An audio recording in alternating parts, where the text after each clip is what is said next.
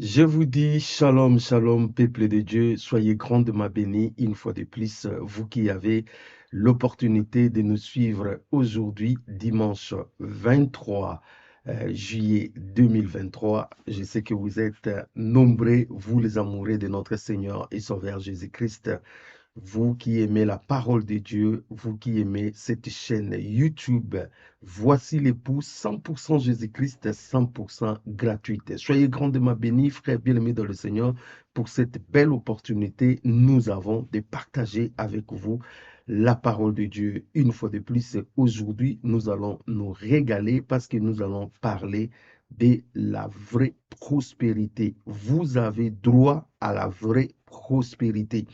Ah ben, bien aimé, ces mots, c'est un mot des fois tabou, c'est un mot qui est souvent mal interprété, c'est un mot aujourd'hui, quand vous parlez, vous êtes mal vu, alors que bien aimé dans le Seigneur, la prospérité est dans la parole de Dieu. Nous avons aussi droit d'enseigner cela au peuple de Dieu.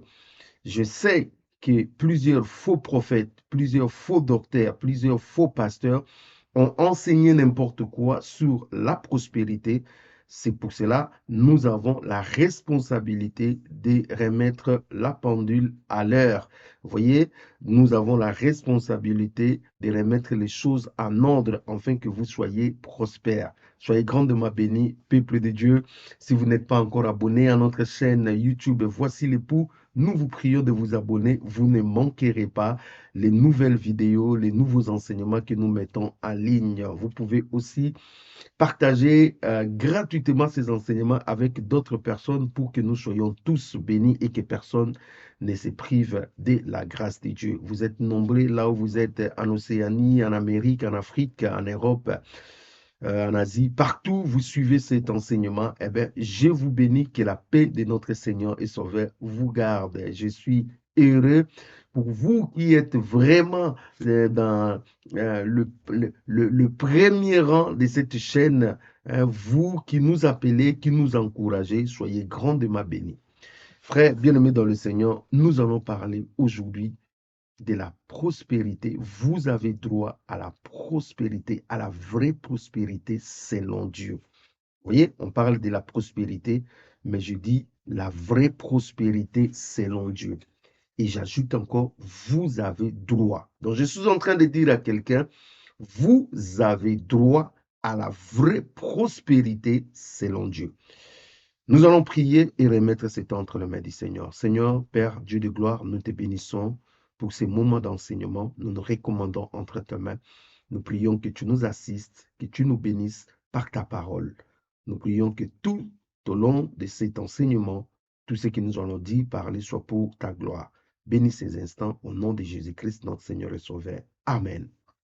Très bien aimé dans le Seigneur, je vais vous proposer la lecture de quelques passages. Et après, je vais commencer à parler par la grâce de Dieu. Je commencerai ma lecture dans Ésaïe 53. Nous sommes en train de parler que vous avez droit à la prospérité selon Dieu, à la vraie prospérité. Et nous allons voir c'est quoi la vraie prospérité et la prospérité selon Dieu. Je suis dans Ésaïe au chapitre 53, le verset 10. Ésaïe 53, le verset 10, la Bible dit, il a plu à l'Éternel de les briser par la souffrance après avoir livré sa vie en sacrifice pour le péché. Il verra une prospérité et prolongera ses jours. Et l'œuvre de l'Éternel prospérera entre ses mains. Je reprends encore. Il a plu à l'Éternel de le briser par la souffrance après avoir livré sa vie en sacrifice pour le péché. Il verra une prospérité et prolongera ses jours, et l'œuvre de l'Éternel prospérera entre ses mains. Ça, c'est magnifique. Je lis avec vous dans Genèse. On commence d'abord par la lecture de la parole de Dieu. Genèse au chapitre 39. Genèse au chapitre 39, le verset 3. À partir du verset D. L'Éternel fit avec lui, Joseph, et la prospérité l'accompagna. Ça, j'ai aimé. L'Éternel fit avec lui, et la prospérité l'accompagna. Il habitait dans la maison de son maître, l'Égyptien. Son maître vit que l'Éternel était avec lui et que l'Éternel faisait prospérer entre ses mains tout ce qu'il entreprenait. L'Éternel faisait prospérer entre ses mains tout ce qu'il entreprenait. Je lis avec vous dans 3 Jean. Frères bien-aimés dans le Seigneur, nous devons aimer la parole de Dieu. J'aime bien la parole de Dieu lorsque je vais à gauche, à droite, ça et là. Voilà, comprendre la pensée de Dieu, ça c'est très important. 3 Jean. Alors, je lis le chapitre 1. Voilà, 3 Jean, le chapitre 1. De toute façon, c'est l'unique chapitre. Le verset D, la Bible dit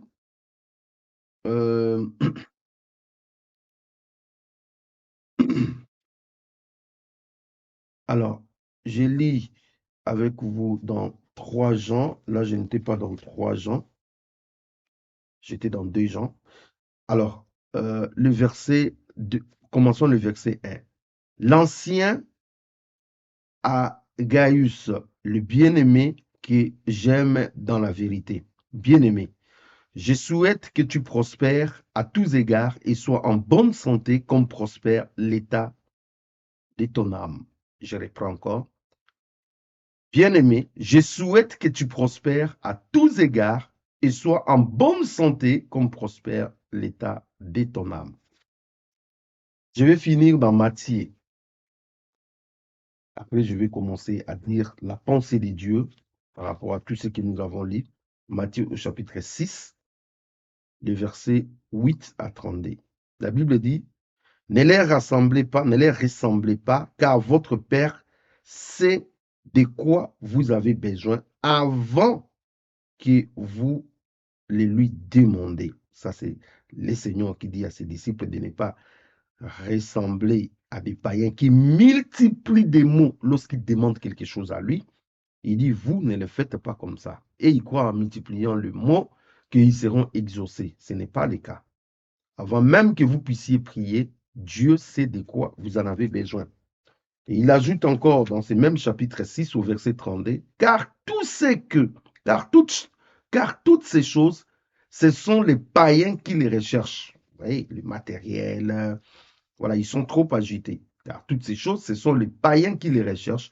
Votre Père céleste sait que vous en avez besoin. Cherchez premièrement le royaume et la justice de Dieu, et toutes ces choses vous seront données par-dessus. Frères bien-aimés dans le Seigneur, ça c'est la parole de Dieu. Nous bénissons le Seigneur pour cette parole. Nous avons lu avec vous la pensée de Dieu par rapport à la prospérité.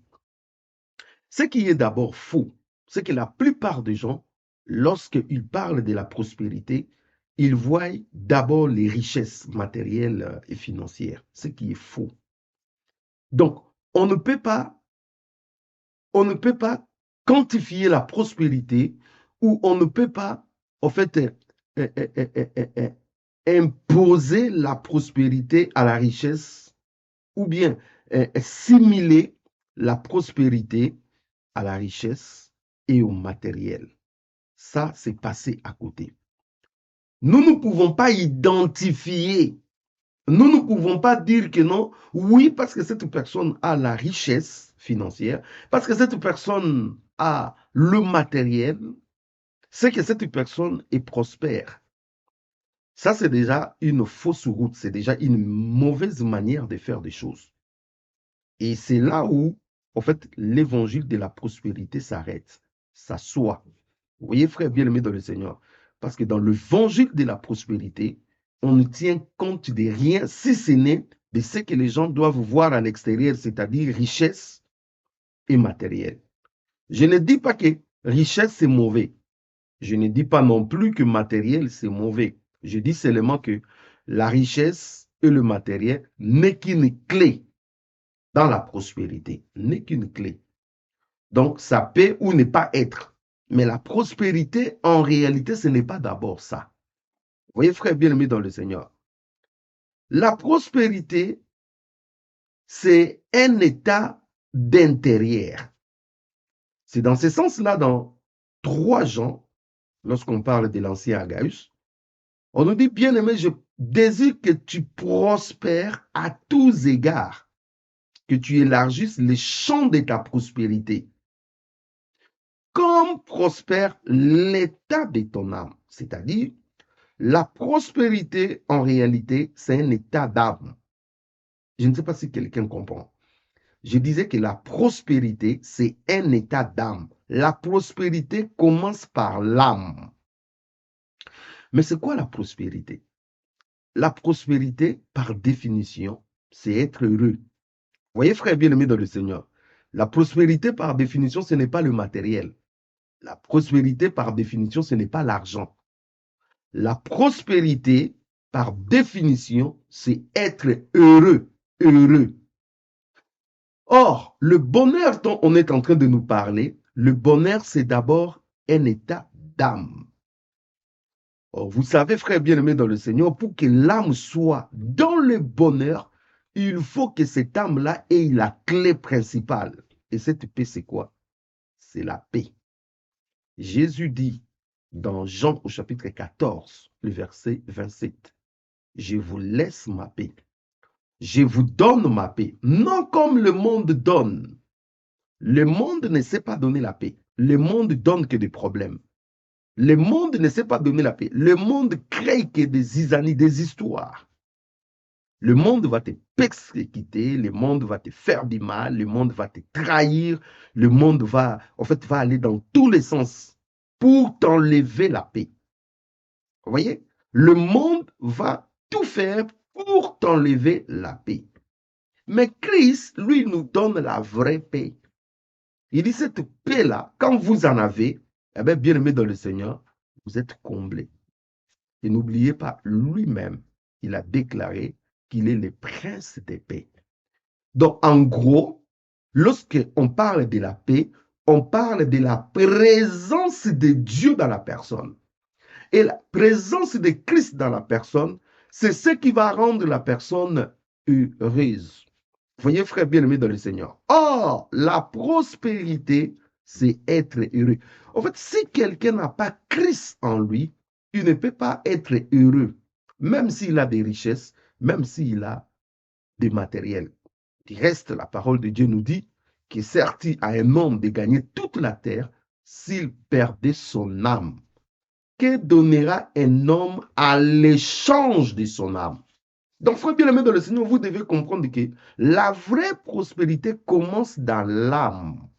Et cette prospérité veut dire être heureux. Et pour être heureux, il faut avoir la paix. Parce que la paix, c'est la pièce maîtresse, la pièce principale pour être heureux. Et la paix égale Christ. Si vous n'avez pas Christ, vous ne pouvez pas avoir la paix. Le monde va vous créer des problèmes. Le monde, c'est une machine à créer des problèmes. Voyez, frère bien-aimé dans le Seigneur. Mais Christ est là pour nous donner la paix. Et lorsque vous avez la paix de Christ, vous pouvez sourire. Vous pouvez être heureux. Vous pouvez être dans la joie. Votre vie change. Que vous mangez ce qui est utile, ce qui n'est pas utile, ce qui est, je ne sais pas, grand aux yeux du monde ou pas. Mais le fait d'être heureux, au fond de vous, vous êtes prospère. Frère bien-aimé dans le Seigneur, la prospérité égale être heureux. Être heureux égale avoir la paix, avoir Christ en lui. Et lorsque vous êtes heureux, vous pouvez maintenant étendre les champs d'action de votre bonheur à d'autres choses. Voilà pourquoi la prospérité peut être aussi synonyme de succès. La prospérité peut être aussi synonyme de réussite. La prospérité peut aussi aller dans le sens de la richesse, des biens, des fortunes de ce monde. Donc, vous voyez que, frère bien-aimé dans le Seigneur, j'ai commencé quelque part pour vous amener dans d'autres conséquences que la vie à l'intérieur peut dégager. C'est pour cela, dans 3 Jean, la Bible dit, « Je désire que tu sois prospère, que tu prospères à tous égards, comme prospère l'état de ton âme. » C'est-à-dire, la prospérité ne vient pas parce qu'il y a le matériel. La prospérité ne vient pas parce qu'il y a la richesse. La prospérité ne vient pas parce qu'il y a la réussite. ou le bonheur ou quoi. Non, la prospérité vient parce que notre cœur, notre âme est errée. Et lorsque notre âme est errée, lorsque notre âme est dans le bonheur, lorsque notre âme est dans la joie, lorsque notre âme est dans la paix profonde, eh bien, bien aimé, qu'est-ce qui va se passer? Eh bien, cette paix, ce bonheur, cette prospérité va s'étendre dans d'autres domaines de notre vie. Voilà pourquoi moi je crois de tout mon cœur que celui qui a la paix, celui qui est stable dans son cœur, peut arriver à réussir dans ses projets. Amen. C'est pour cela que j'ai dit à quelqu'un, vous avez droit à la prospérité. Parce que vous avez Jésus-Christ en vous.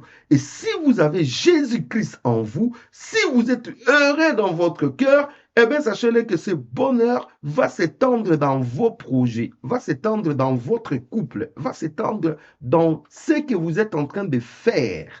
Vous verrez le bonheur dans votre travail. Vous verrez le bonheur dans vos projets. Vous verrez la prospérité tout autour de vous. Pourquoi? Parce que votre cœur est déjà dans la prospérité. Votre cœur est heureux. Et vous ne pouvez que dégager cela. Frère bien-aimé dans le Seigneur, la prospérité, ce n'est pas ce qui vient de l'extérieur, mais c'est ce qui sort de l'intérieur. En fait, la prospérité vient de votre propre âme. Par la présence de Christ qui est en nous, qui est en toi. Christ vous donne la paix. La paix est la pièce maîtresse qui te rend heureux. Lorsque les gens sont agités, toi tu n'as jamais été agité, tu es toujours en paix. Dans Ésaïe, nous avons vu, Ésaïe 53, le verset 10, là où nous avons lu, la Bible dit que l'œuvre de l'Éternel prospérera entre ses mains. Et Dieu lui a rendu prospère. Ça, c'est dans Ésaïe 53, le verset 10. Mais nulle part, nous avons vu Jésus avec beaucoup d'argent, beaucoup de l'or, beaucoup de diamants. Nulle part, nous avons vu Jésus avec beaucoup de matériel. Nulle part. Mais ici, on parle de Dieu qui lui a rendu prospère, Dieu qui fera prospérer l'œuvre entre ses mains. Écoutez, la prospérité peut aussi se traduire par les objectifs que nous atteignons. C'est ça aussi le succès. Lorsque vous atteignez un objectif, vous êtes heureux. Christ était heureux, non parce qu'il avait l'argent, non parce qu'il avait le matériel. Il était heureux parce qu'il a atteint l'objectif. Et c'est pour cela, avant qu'on parle de la prospérité dans ces versets, on nous parle d'abord de la souffrance. Quand on parle de la souffrance, c'est-à-dire la coupe que le Seigneur devait boire. La croix, le sang versé.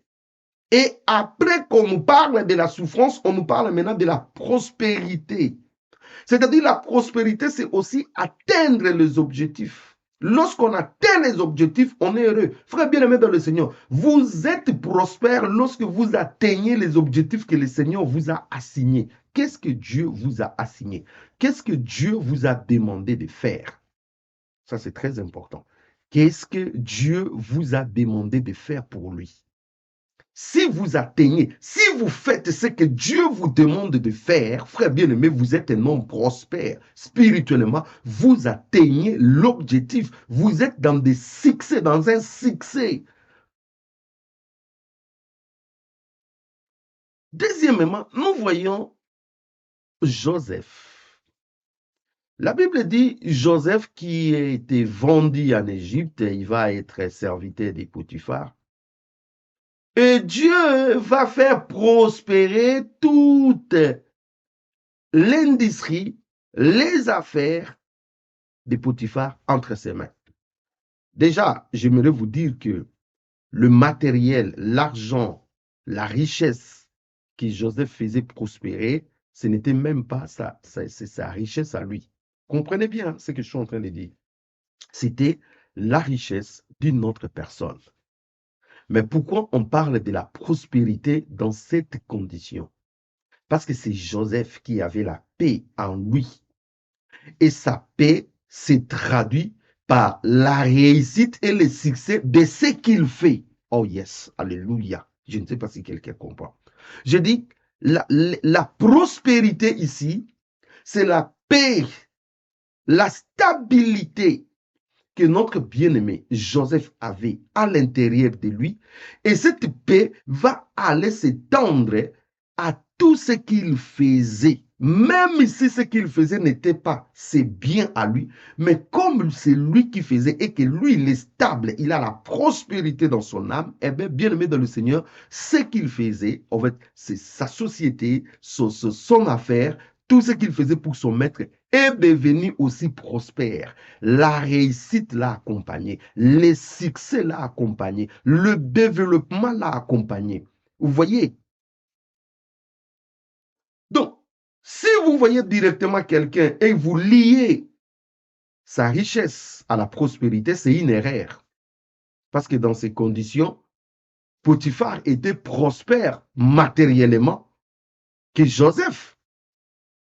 Mais alors que c'est Joseph qui rendait prospère les affaires de Potiphar. Donc, qui était heureux? C'est Joseph.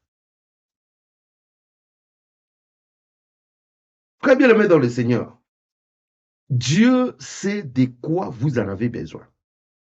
La plus grosse erreur que nous commettons, c'est de dire que nous n'avons pas besoin d'argent. La plus grosse erreur que nous commettons, c'est de dire que nous n'avons pas besoin de matériel.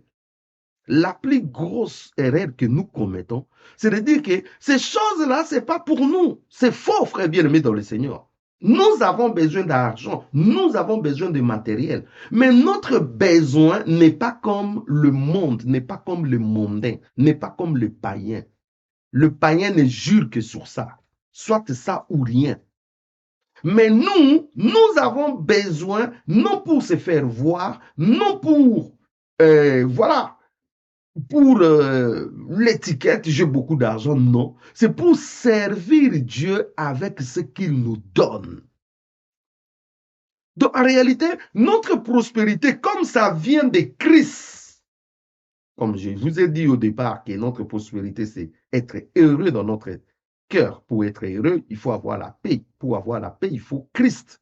Donc, en réalité, notre prospérité tire sa source dans la personne de Christ. C'est pour cela, si cette prospérité quitte notre âme et que ça va dans nos affaires, dans notre travail, dans notre business, eh bien aimé dans le Seigneur, la réussite et le succès, bien aimé, de cette affaire, de ce business, va revenir à Christ. Voilà pourquoi, lorsque un vrai enfant de Dieu a la richesse, il a le matériel, il est prospère dans ces domaines-là aussi, eh bien aimé dans le Seigneur, tout ce qu'il va amasser, il va venir avec ça pour l'œuvre du travail, pour l'œuvre du Seigneur, pour le Seigneur Jésus-Christ. Je ne sais pas si je me fais comprendre. Si vous voyez quelqu'un avec des richesses, avec du matériel, sans pour autant servir Dieu avec cela, ce n'est pas une prospérité qui vient de Dieu.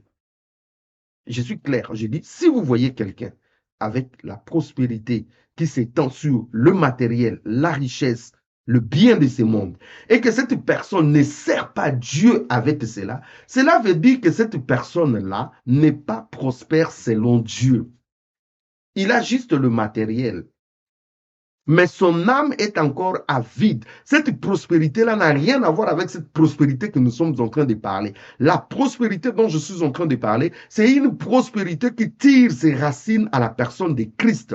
Cette prospérité, c'est dans notre âme. Cette prospérité s'étend dans notre couple, dans notre travail, dans toutes les affaires que nous faisons. La prospérité va s'étendre. Et lorsque cette prospérité nous arrive, nous les ramenons à son propriétaire qui est le Seigneur Jésus-Christ. Voilà pourquoi je servirai le Seigneur avec mes biens. Je servirai l'Éternel avec mon argent. Je servirai l'Éternel avec ma richesse. Je servirai l'Éternel avec le bien qu'il me donne. Pourquoi? Parce que c'est lui qui est l'auteur, la source, les racines de cela.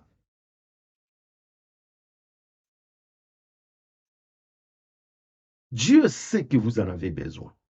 Ne multipliez pas les paroles comme des païens. Dieu sait que vous en avez besoin. Dieu sait que vous devez payer le loyer. Dieu sait que vous devez vous occuper de votre famille. Dieu sait que vous devez vous occuper de vos proches. Dieu sait cela. Dieu sait que vous avez besoin. Et Dieu voit même votre cœur. Comment vous êtes disposé pour l'œuvre de Dieu. Dieu voit tout ça. C'est pour cela que Dieu veut à ce que ce qui est à votre intérêt, la prospérité, l'état de votre âme qui est dans la satisfaction, puisse, bien aimé dans le Seigneur, s'étendre dans d'autres domaines. Parce que Dieu sait que vous allez en bénéficier. Parce que lui, il sait qu'il va aussi en bénéficier en retour. Maintenant, frère, il faut que vous compreniez que notre ancien Gauss, il était prospère dans son âme. Mais est-ce que cette prospérité était étendue dans d'autres domaines? Si cela était totalement étendu dans d'autres domaines, Paul ne devait pas lui dire, je désire à ce que tu prospères à tous égards comme prospère l'état de ton âme. Donc si Paul lui a dit, Jean lui a dit, c'est parce que la prospérité qu'il avait dans son âme n'était pas encore étendue dans d'autres domaines. En fait, c'est là où il y a aussi un problème. Dans notre tête, nous avons dit l'argent c'est mauvais. Dans notre tête, nous avons dit que le matériel c'est mauvais. Dans notre tête, nous avons dit ça c'est mauvais, ça c'est mauvais, ça c'est mauvais. Et ce n'est pas le problème du Seigneur, c'est notre problème. Si vous voulez que votre prospérité puisse se limiter seulement dans votre âme, ça c'est votre problème. Mais si vous voulez à ce que la prospérité puisse s'étendre jusque dans plusieurs domaines de votre vie, ça c'est aussi votre problème. Tout dépend de la manière dont vous concevez cela. Je ne sais pas si quelqu'un est en train de comprendre. Cela veut dire, pour que vous puissiez commencer à vivre la prospérité dans d'autres domaines de votre vie, vous devez être conscient que ces domaines-là ne prospèrent pas comme prospère l'état de votre âme. Et que vous devez maintenant commencer à travailler ces domaines pour que de la même façon votre âme est heureuse. Eh bien, ces domaines-là aussi, soit dans le succès, soit dans la réussite. C'est ça, être heureux aussi de ces domaines. Moi, je suis heureux dans mon cœur, mais mes affaires ont besoin de succès. C'est ça, heureux de l'autre côté. Mes affaires ont besoin de la réussite. Mes études ont besoin de réussite. Il ne faut pas mettre tout ça dans le dos des épreuves. Ou non, ce sont des épreuves, ce sont des épreuves. Frère bien-aimé dans le Seigneur, les épreuves ont des débuts, les épreuves ont aussi des fins. Toute notre vie, frère bien-aimé dans le Seigneur, ne peut pas être seulement épreuve, épreuve, épreuve, épreuve. Oui, nous sommes dans un environnement hostile. Oui, nous sommes dans un environnement où nous serons tout le temps combattus. Mais le Seigneur permet aussi que dans cet environnement, que nous puissions expérimenter sa main, que nous puissions expérimenter sa puissance. Cela veut dire que vous pouvez réussir aussi dans plusieurs domaines. Si cela n'était pas possible, Jean n'allait pas dire à cet ancien. Il est possible que vous puissiez réussir aussi dans d'autres domaines. Il est possible, frère bien-aimé dans le Seigneur. Il est possible. J'espère que quelqu'un est en train de comprendre parce que c'est important ce que je suis en train de dire. C'est vraiment important, frère bien-aimé dans le Seigneur. La prospérité selon Dieu. Si nous ne comprenons pas cela, frère bien-aimé dans le Seigneur, eh bien, nous allons passer à côté. Vous voyez, nous allons passer à côté pour rien. Il faut que nous puissions comprendre cela. Vous voyez, Dieu veut à ce que nous puissions prospérer à tous égards. À tous égards. Est-ce que vous êtes prêts à prospérer à tous égards? Vous voyez, frère bien-aimé dans le Seigneur, est-ce que vous êtes prêts à prospérer à tous égards? Ça, c'est quelque chose, frère bien-aimé dans le Seigneur, que nous devons comprendre. Est-ce que vous êtes prêts? Vous-même, vous êtes déterminés. Commencez d'abord à regarder quel est le domaine de votre vie qui ne reflète pas la gloire de Dieu. Et ce sont ces domaines de votre vie que vous devez tout le temps travailler. Quand je dis travailler, cela veut dire prier pour ça. Et aussi agir pour que vous puissiez expérimenter la paix de Jésus. Pour que vous puissiez expérimenter la vie de Jésus. Vous n'allez pas me dire que si dans votre famille, les gens ne se marient pas, et que vous mariez, vous n'arrivez pas à vous marier et que c'est normal, c'est une épreuve. Non, ce n'est pas une épreuve. Ce n'est pas une épreuve. C'est un domaine où il y a des ténèbres dans votre vie par la volonté de Satan que vous devez vous mettre au travail pour chasser cet état de fait. Il ne faut pas mettre tout dans le dos de l'épreuve, ne faut pas mettre tout dans le dos. Oui, c'est normal, frère. Il y a des choses qui ne sont pas normales. Lorsque le matin vous vous levez, vous n'avez rien à manger, vous n'avez même pas ce que nous appelons le base d'une vie, et que vous mettez tout cela. Oui, c'est l'épreuve, c'est l'épreuve. Oui, il peut y arriver. Je fais bien la part des choses. Il peut y arriver que ça soit aussi l'épreuve, mais l'épreuve, c'est pendant un temps. L'épreuve, ce n'est pas un état de fait de chaque jour, de tout le temps. Non, l'épreuve, c'est pendant un temps. Quand vous voyez une épreuve commence à trop tarder, il faut bien ouvrir l'œil pour comprendre si c'est l'épreuve ou c'est un état où le diable est en train de vous maintenir pour que vous n'expérimentez pas la gloire de Dieu. Il faut faire attention, frère bien-aimé dans le Seigneur. Dieu veut à ce que vous puissiez réussir vos études. Dieu veut à ce que vous puissiez réussir votre couple. Dieu veut à ce que vous puissiez être heureux dans votre travail, que vous puissiez réussir vos affaires, que vous puissiez prospérer, que le succès, que la réussite vous accompagne, que vous soyez heureux dans tout ce que vous êtes en train de faire. Ça, c'est la volonté de Dieu. Pourquoi? Parce que votre état d'âme est aussi heureux. Et Dieu sait que ces succès, cette victoire, ces réussites qui vous accompagnent, eh bien, sera bénéfique pour son royaume. C'est pour cela que Dieu désire à ce que nous puissions aller dans ce sens-là. Je ne sais pas si quelqu'un est en train de comprendre. C'est important ce que je suis en train de dire. Frère bien-aimé dans le Seigneur, c'est important. Regardez les domaines, regardez là où ça n'a pas marché dans votre vie. Regardez là où vous avez failli. Regardez, frère, regardez. Dis, Seigneur, je veux aussi que la prospérité qui est dans mon âme puisse s'étendre dans ces domaines. Je veux. Je désire cela. Et la Bible nous dit, votre Père Céleste sait de quoi vous en avez besoin. Dieu vous donne lorsqu'il voit aussi les besoins. Si vous ne manifestez pas les besoins, si vous ne manifestez pas les désirs, comment Dieu va vous donner? Vous ne voulez pas manifester les désirs, vous ne voulez pas manifester l'intention. Comment Dieu va vous bénir? Vous resterez prospère dans votre âme, mais tout autour de vous, il n'y aura pas la réussite, il n'y aura pas le succès, il n'y aura pas la prospérité. Non, je désire que mon âme soit dans la prospérité et aussi tout ce qui est tout autour de moi. Parce que c'est ça la volonté de Dieu. C'est ça la volonté de Dieu. Et je désire servir Dieu avec tout ce qu'il me donne. Richesse matérielle, tout que je sers Dieu. Intelligence, tout que je sers Dieu avec ça. C'est ça la volonté de Dieu. Frère bien-aimé dans le Seigneur, je crois que le Seigneur vous a réveillé.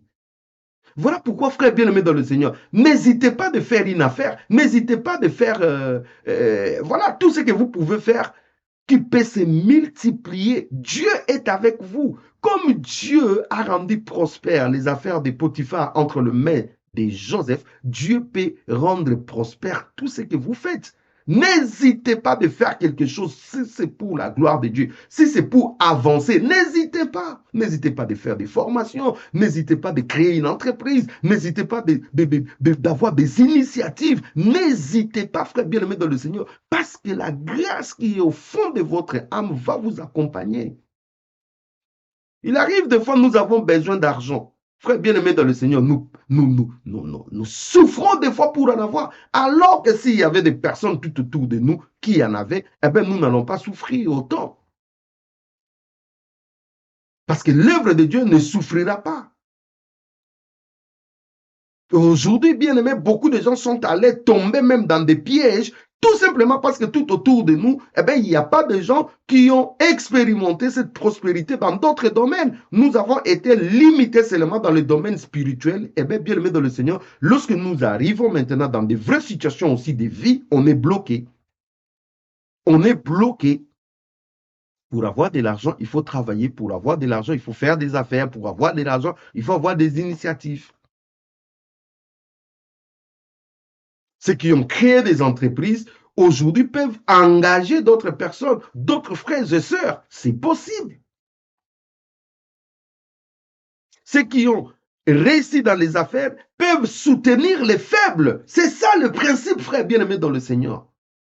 En fait, nous devons évoluer dans notre mentalité. Nous devons évoluer.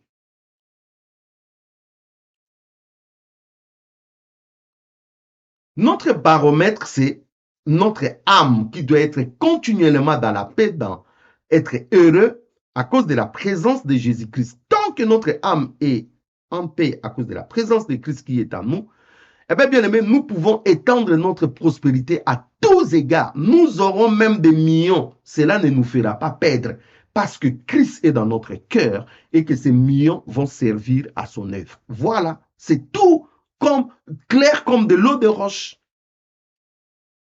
C'est lorsque nous perdons Christ que nous perdons tout. Vous ne pouvez pas prier matin, midi, soir et ne pas faire autre chose, frère bien-aimé dans le Seigneur. La famine va vous retrouver. Le problème des loyers vont vous retrouver. Les enfants, les besoins des enfants vont vous retrouver. Vous aurez des difficultés pour payer des factures, frère bien-aimé dans le Seigneur. Vous risquerez de devenir mendiant ou de maudire Dieu. Tout simplement parce que vous n'avez pas compris que la paix, la réussite qui est dans votre cœur peut s'étendre dans d'autres domaines.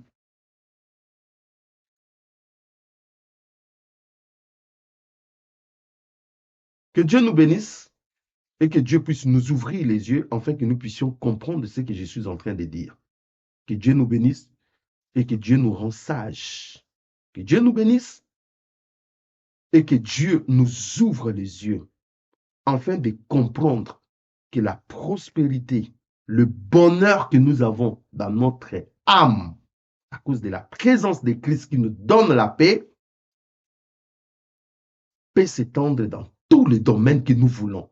Tout ce que nous ferons, frère bien-aimé dans le Seigneur, Dieu peut les rendre prospères.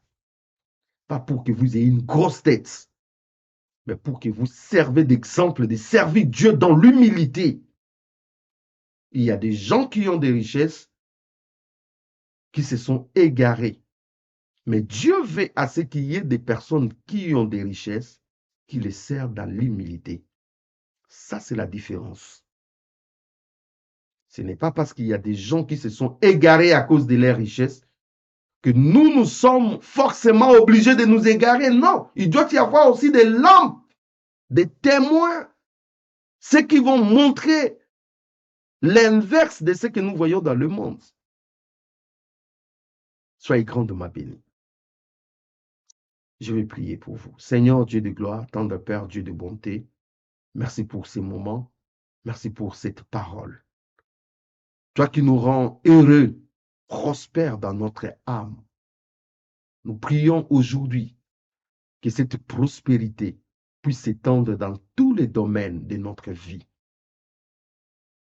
Je prie au Dieu de gloire que mon frère, que ma sœur expérimente la réussite, le succès, la victoire, les bonheurs dans tous les domaines de sa vie. Manifeste-toi dans la vie de chacun de nous. Au nom puissant de Jésus-Christ, notre Seigneur, nous avons ainsi prié. Amen. Soyez grandement bénis, frères bien-aimés dans le Seigneur. Merci pour vous tous qui étaient là présents pour suivre cet enseignement. Soyez grandement bénis. Merci pour les bien-aimés qui nous soutiennent, qui soutiennent ce ministère financièrement, matériellement, dans la prière, dans des conseils. Soyez grandement bénis. Si vous avez la possibilité de partager cette vidéo avec une autre personne, vous pouvez le faire. Dieu vous bénira. Bien-aimés dans le Seigneur, si vous n'êtes pas abonné, nous vous prions de vous abonner dans cette chaîne YouTube Voici l'époux.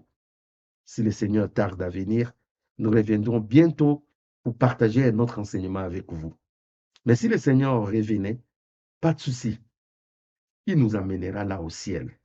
Et là, nous serons éternellement avec lui dans la joie. Soyez grandement bénis. Je vous aime. Je vous bénis. Nous allons nous retrouver très bientôt. Shalom, shalom.